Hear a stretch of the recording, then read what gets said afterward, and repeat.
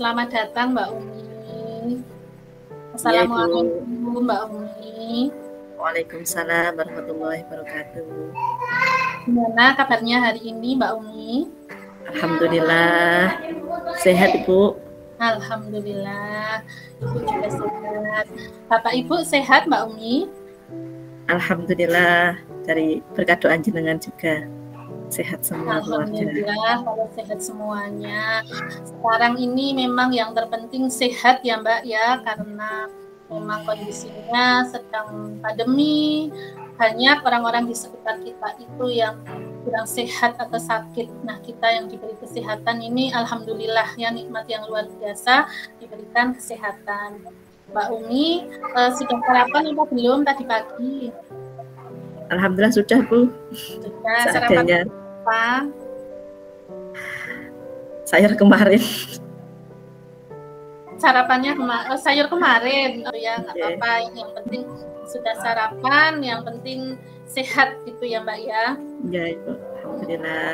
Nah, ini Bu Guru mengucapkan terima kasih kepada Mbak Umi. Ini sudah mau memenuhi panggilan Bu Guru. Kita di sini akan melakukan konseling individu. Hanya kita berdua untuk membahas masalah Mbak Umi dan juga untuk mencari solusi dari permasalahan Mbak Umi berdasarkan yang sudah Mbak Umi sampaikan ke Bu Guru di kemarin waktu Bu Guru membagikan angket itu ya Mbak, masih ingat kan ya Mbak Umi? Masih ya Ibu, ya. Mengisi punya masalah kekhawatiran nggak lulus sekolah, betul ya Mbak ya? Iya. Khawatir nggak lulus sekolah.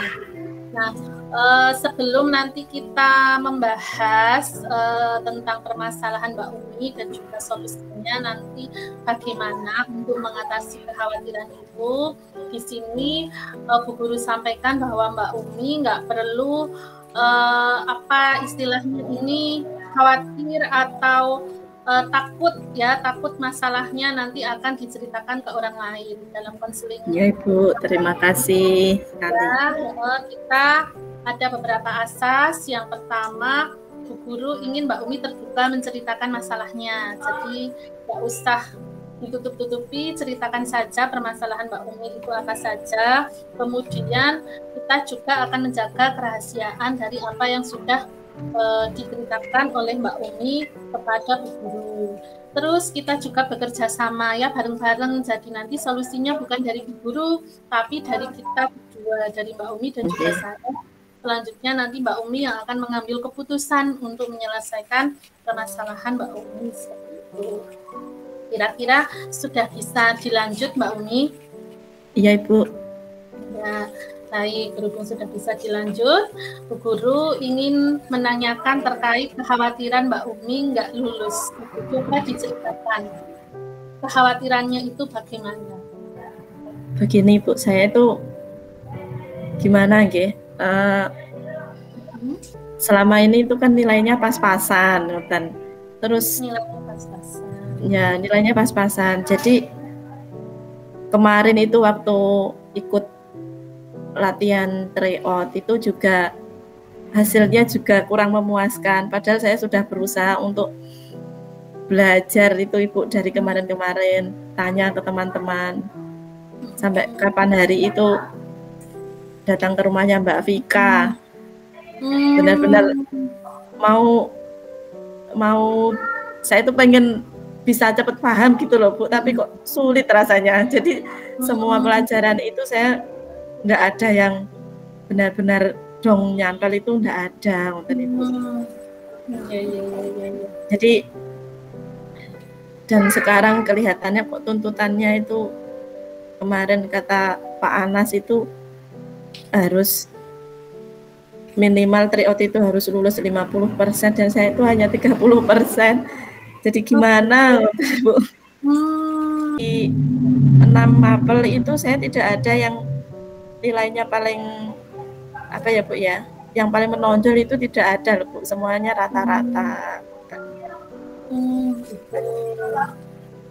Oke, nah itu juga, dan sekarang sudah hampir akhir, mau mengejar lebih lama kok ya saya jadi down ngoten loh Bu. Oh begitu.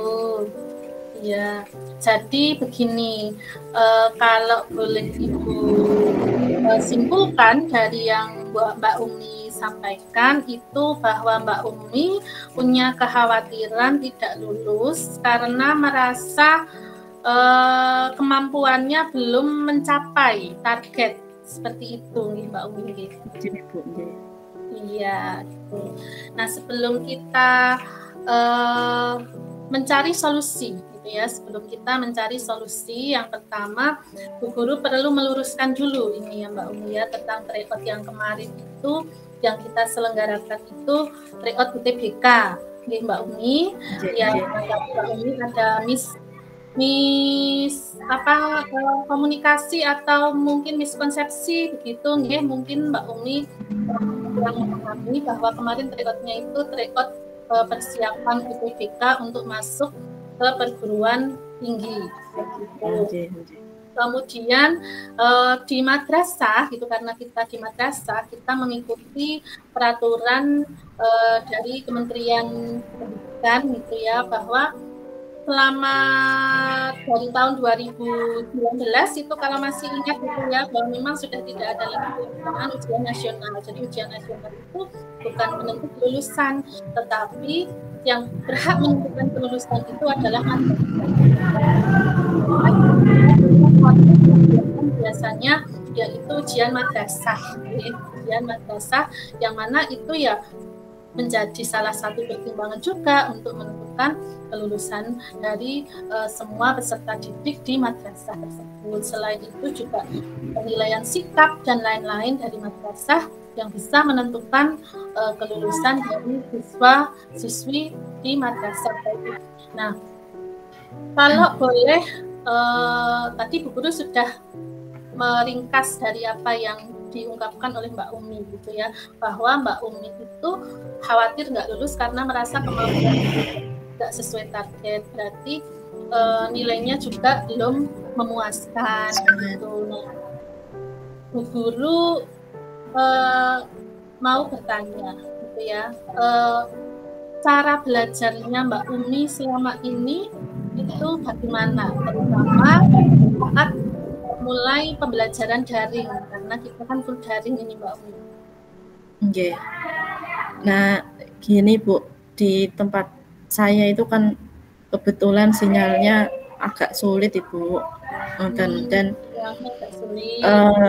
tidak selalu ketika waktunya daring itu nanti biasanya kan di kelas itu kan ada diskusi Bu, di kelompok di WA group itu. Nah biasanya baru bisa bukanya itu ketika sinyalnya penuh, dan jadi sudah banyak sekali diskusi itu saya baru bisa mengikuti itu kalau pas sinyalnya ada. Jadi sering ketinggalan gitu ya? Sering ketinggalan, dan apalagi daring ini saya tidak ada teman Ibu mau tanya, kalau dijelaskan hanya lewat WA itu kok ya sulit nyantolnya gitu Ibu. Terus masih ada lagi? Ya, yang paling sulit itu gitu Bu. Soalnya saya tuh kalau tidak dijelaskan langsung secara rinci itu sulit untuk memahami kan. Sulit memahami kalau nggak dijelaskan langsung gitu ya Mbak? Oke.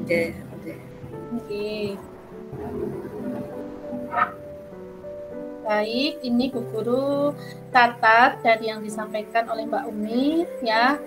Kendala yang Mbak Umi sampaikan terkait proses belajar Mbak Umi, yang pertama sinyalnya sulit. Mbak Umi tinggalnya desanya itu pegunungan begitu atau bagaimana ini Mbak, sinyalnya sulit? Nggih Ibu. Tinggalnya di pegunungan. Kemudian karena sinyalnya sulit, jadi Mbak Umi sering ketinggalan diskusi, tidak bisa langsung berpartisipasi aktif dalam kegiatan diskusi. Kemudian tidak ada teman untuk bertanya. Dan yang keempat, kalau dijelaskan hanya lewat WA itu nggak bisa langsung paham gitu ya, tapi pahamnya itu harus langsung dijelaskan dengan Bapak Ibu gurunya. Ini ada 4 permasalahan yang Mbak Umi kemukakan terkait proses belajarnya Mbak Umi. Kira-kira gitu ya, menurut Mbak Umi, ini yang bisa dicari solusinya lebih dulu masalah yang mana? Yang itu Ibu. Yang ke? Yang mencari sinyal itu Ibu mungkin. Yang mencari sinyal, gitu ya. Iya. Nah, ini kan kita bahas satu persatu supaya nanti insya Allah semuanya kita bahas solusinya, gitu ya. Yang pertama kendalanya adalah mencari sinyal, ya. Yeah. Sebelum kita mencari solusinya, gitu ya, Bu Guru mengajukan satu pertanyaan lagi kepada Mbak Umi. Tidak apa-apa ya, Bu Guru jadi sering bertanya ya Mbak Umi? Ya Bu. Nah, ya, pertanyaannya, ini sinyalnya sulit, gitu ya. Apa yang Mbak Umi rasakan kalau seandainya Mbak Umi ini saat ini tinggalnya di daerah yang sinyalnya mudah dijangkau, gitu ya.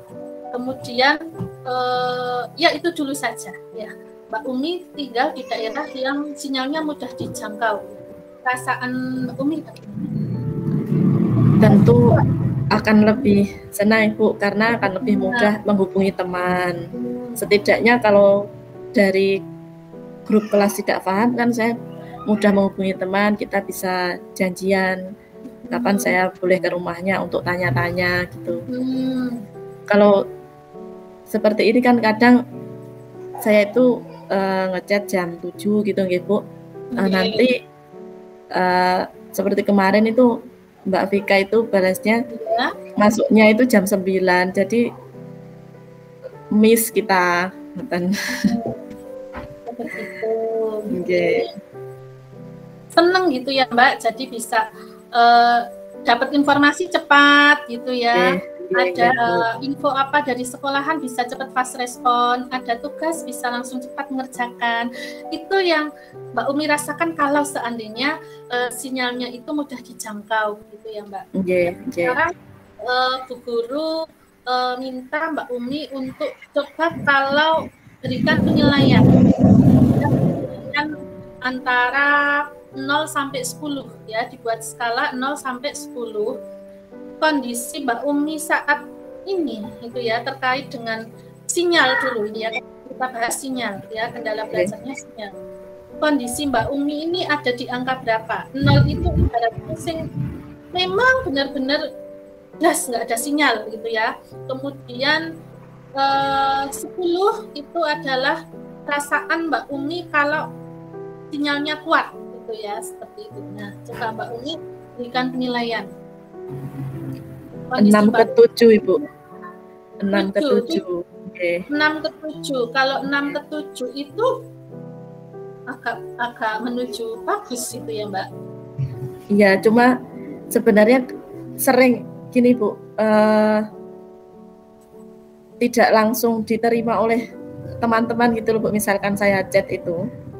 Dan sebenarnya kalau di HP itu di provider itu sinyalnya bisa penuh, tapi di teman-teman itu nyangkut gitu ya? Ya nyangkut seperti itu. Ya. Nyangkut di mana, berhenti dulu di lampu merah, terus nanti sampainya itu nggak langsung cepet gitu ya? Bisa sekian detik, kadang bahkan sampai hitungan menit kah Mbak Umi? Anjir Ibu. Gitu. Ya. Nah sekarang tadi kan sudah menilai kondisinya saat ini gitu ya, kemudian sudah membayangkan kalau seandainya sinyalnya kuat itu rasanya seneng gitu ya, bisa fast respon, bisa aktif belajar, bisa tanya sana sini gitu ya. Yang Bu Guru ingin tanya gitu ya, ada nggak di lingkungan sekitar Mbak Umi gitu ya, kondisi di mana Mbak Umi itu bisa menemukan sinyal yang bagus? Ada Ibu, tapi jauh sekali Bu. Jauh gitu ya. Kalau di lingkungan sekitar, pernah nggak Mbak Umi itu geser duduk atau mungkin misalnya di ruang tamu sinyalnya susah, kemudian Mbak Umi geser ke dapur, ternyata sinyalnya jadi bagus, atau mungkin geser kemana, seperti itu. Tempat-tempat yang terdekat di sekitar Mbak Umi yang memungkinkan sinyalnya bagus. Sama saja Ibu, soalnya kebetulan kan dari desa saya itu kan yang sekolah di sana kan cuma saya saat ini, dan yang lainnya itu adik-adik kelas, dan terus jadi kalau mau itu sebenarnya bisa. Saya pernah itu di pinggir jalan besar gitu Bu. Jadi ya belajar di sana waktu kapan itu kan ada pertemuan pernah Zoom itu. Saya ke sana Ibu, kalau enggak gitu saya turun ke rumah saudara Ibu. Oh begitu, berarti ada ya? Ada kan di pinggir jalan dan yang kedua di rumah saudara. Tapi di rumah saudara itu sebelah sekolahan Ibu. Oh sebelah sekolahan. Oh begitu. Jaraknya masih bisa dijangkau kan? Kalau setiap hari ya gimana Ibu, kan saya ngekos Bu. Nah, kalau setiap hari ya saya berarti harus di kos-kosan Ibu. Nah, maaf, ini kan Mbak Umi tetap berangkat ke kos-kosan walaupun daring kan nggak harus ke sekolah setiap hari? Iya, kalau pas waktu makanya tadi kalau pas waktu sangat kan ada jadwalnya Ibu itu kalau misalkan seperti Zoom atau Meet atau apa itu nanti saya nginap di rumah saudara gitu. Dan kalau yang waktu jadwalnya tidak ada pertemuan seperti itu nanti ya saya pulang. Dan kadang pernah kapan itu setiap pagi itu ke jalan besar kan jaraknya sekitar 5 kilo Ibu. Tapi intinya ada tempat di mana ketika Mbak Umi itu bisa mendapatkan sinyal yang cukup bagus. Sekarang kita coba mencari solusi bersama. Mbak Umi pernah melakukan solusi apa untuk menyelesaikan permasalahan susah sinyal ini? Ya. Kira-kira, tapi yang pernah Mbak Umi lakukan selain ke saudara, selain ke pinggir jalan besar. Iya, ganti provider Ibu. Ganti provider. Iya. Sekarang pakai apa? Yang sekarang itu pakai, kalau untuk nomor WhatsApp sama nomor SMS dan sebagainya itu masih tetap pakai Indosat, tapi kalau untuk sinyal itu kemarin yang paling saya pakai 2. Nanti kalau untuk data itu saya pakai Telkomsel gitu Ibu. Karena kemarin sudah coba beberapa itu yang paling bagus ya. Sudah nyoba berapa provider Mbak? 4 Ibu. Oh, sudah 4. Nah, kalau sudah mencoba 4 provider, tapi sekarang dengan Telkomsel ini cukup lancar ya, Mbak? Cukup terbantu setiap saat. Jadi kalau kemarin meskipun itu tadi Bu masih ada jeda, tapi tidak seperti provider yang lain yang kalau pagi ada, sore enggak ada gitu. Ada yang jam-jaman gitu juga ada. Dan kalau pakai ini kebetulan itu meskipun agak terlambat ada jedanya itu bisa langsung terkirim. Dan begitu. Kalau ada diskusi sudah bisa mengikuti ini? Ya meskipun agak terlambat itu Ibu, biasanya sudah menumpuk berapa teman-teman sudah masuk berapa menit, itu biasanya saya baru bisa setelah 15 menit atau 10 menit gitu. Terus ganti provider sudah dilakukan, ternyata hasilnya ya belum bisa sampai, kalau dibuka 10 belum gitu ya. Belum Kalau Ibu. penilaian belum bisa kalau mencapai angka 10 gitu ya. Gitu. Coba cara lain gitu ya. Cara lain selain ganti provider kan sudah. Nah, menurut Mbak Umi kira-kira solusinya gitu ya biar lebih lancar lagi itu bagaimana? Biar bisa mengikuti, selalu bisa mengikuti itu. Ya kembali ke kosan Ibu. Kembali ke kos-kosan. Iya, soalnya mempertimbangkan apa aja, tenaga kesehatan juga, terus itu Bapak Ibu nganter nemani di jalan atau adik nemani di pinggir jalan besar tadi kan juga nanti alternatif kalau memang itu ya kembali ke kosan. Itu mungkin untuk pulang ya seminggu sekali atau bagaimana pas jamnya agak longgar. Oh, begitu. Tidak ada ini larangan dari ibu kos kan untuk boleh kembali ke kos-kosan. Maksudnya walaupun sedang kondisi pandemi seperti ini kan yang penting oleh ibu kos tetap dibuka kos-kosannya begitu kan ya. Kemarin itu sempat Ibu waktu kapan itu sekolahan kita zona merah itu sempat kita diminta pulang Ibu. Kos khawatir kalau kita itu apa keluar gitu. Jadi lebih baik di rumah saja. Tapi sekarang sudah boleh kan ya?